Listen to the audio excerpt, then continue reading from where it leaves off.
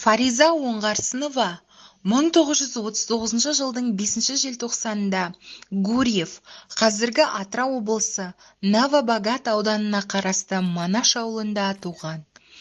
1961 жылы Гурьев мемлекеттік педагогикалық институтының тіл әдебиет факультетін бітіріп, Балықшы ауданының Еркін қала, Октябрьдің 40 жылдығы атындағы қазақ мектептерінде ұстаздық еткен.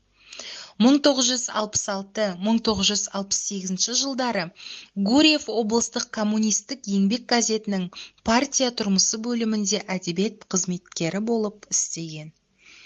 1968-1970 жылдары Республикалық Лениншіл жас газетінің Ақтөбе, Гурьев, Орал облыстары бойынша меншікті тілші қызметін атқарған.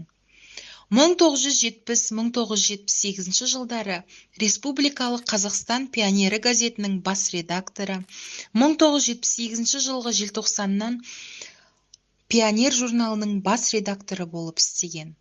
1978-1996 жылдары Республикалық Лино-Хэп, қазіргі Ақжелкен журналының бас редакторы, Қазақстан Республикасы парламенті мәжілісі бірінші және екінші шақырылымдарының депутаты болып жұмыс істеген.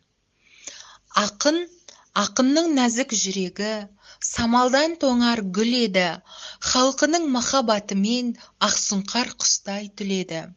Ел ғана тұғыр тірегі, әділет үшін жан салып, алдында тұрсын қаншалып.